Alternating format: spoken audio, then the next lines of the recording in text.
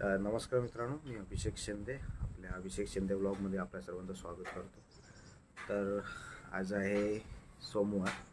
आजपासून आपण actual blogging start करणार आहोत. तर आज आपण जात आहोत पोमेंडी बुद्रुक गावात. पोमेंडी बुद्रुक गावातून बाणेवाडीतून आपण पानवल ब्रिज बघणार आहोत. तर चला. तर नमस्कार मित्रांनो, मी अभिषेक शिंदे ब्लॉगमध्ये आपल्या सर्वांचं स्वागत करतो. आज आपला पहिला ब्लॉग आहे आणि आपण आलेलो आहे पानवल ब्रिज बघायला. बऱ्याच दिवसांनी मी पण आलोय. तर चला. तर मग हा रस्ता पोमेंडी बाणेवाडीकडून येतो आणि हा असा रेल्वेच्या ब्रिज खालून पानवलकडे जातो. जास्त पुढे जाऊ शकत नाही फॉर सेफ्टी रिझन्स.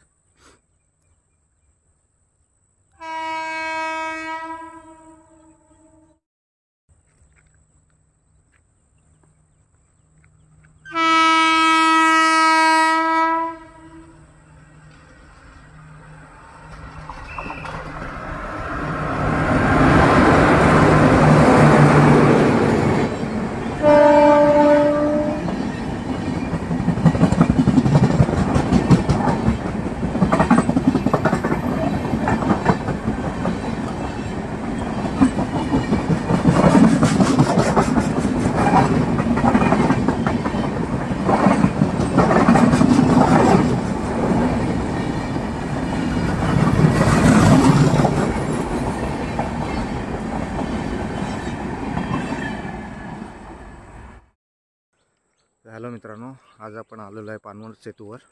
तुम्ही पाहू शकता आत्ताच एक ट्रेन गेलं आहे 5 झाले इथून. दुसरी एक पॅसेंजर ट्रेन येते आहे. पण वाट बघूया. तोपर्यंत तुम्ही या निसर्गाचा आस्वाद घ्या. निसर्ग पहा.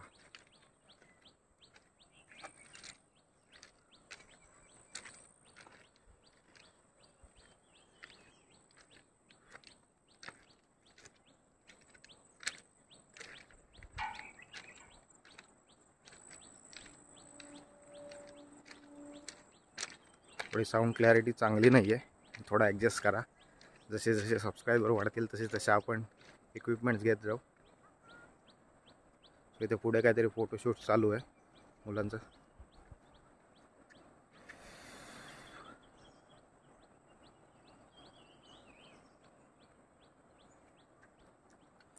आपल्याला ब्लॉगिंगचा काही एवढा एक्सपिरियन्स नाही, पण हा फर्स्ट ब्लॉग आहे आपला. ट्राय करतोय बेस्ट होण्यासाठी. आपण रिअलमी 9 प्रो प्लसमधून शूट करतोय. आता तेच ट्रॅकमन काका सांगून गेले आहेत. आताच एक 5 झाले गाडी. थोड्या 5-10 मिनिटांनी तिकडून एक पॅसेंजर ट्रेन येते. सो आपण काळजी घेऊ. शक्यतो मध्ये जाणार नाही.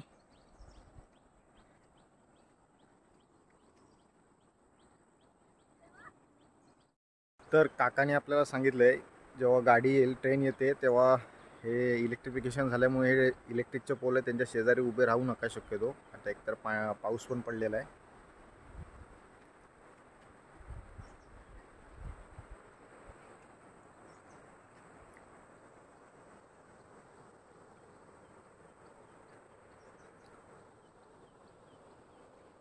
जवळजवळ माझ्या जन्माच्या आसपास कोकण रेल्वे चालू झालेली आहे. मे बी मी 97चा आहे. 96ला मे बी चालू झाली असेल. 96-97ला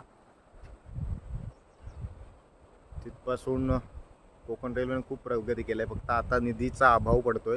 तरीसुद्धा त्यांनी इलेक्ट्रिफिकेशन तुम्ही पाहू शकता केलेलं आहे. डबल ट्रॅकिंग काही ठिकाणी झालं आहे. आय थिंक रोहापासून वीरकडे झालेलं आहे. पुढच्या डबल ट्रॅकिंगसाठी पैसे कमी पडत आहेत म्हणून विलिनीकरण चालू आहे.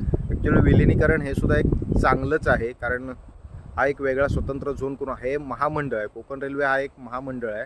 पण जर विलिनीकरण केलं तर सेंट्रल रेल्वेला अशी रिक्वेस्ट आहे केलेली की कोकण रेल्वे हा एक वेगळा, जसे 17-18 झोन आहेत सेंट्रल रेल्वेचे, तसा हा एक वेगळा सेपरेट झोन तयार करण्यात यावा.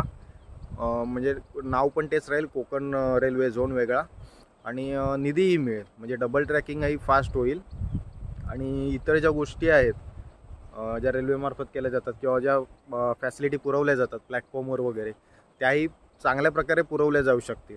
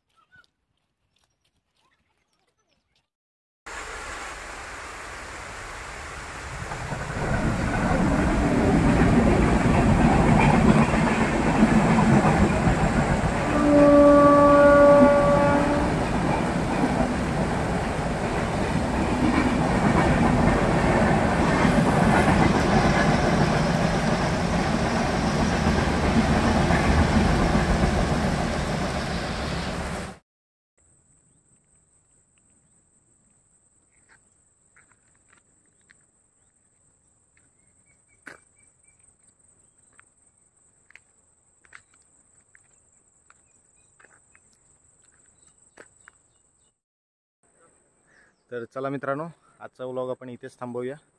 Bye bye.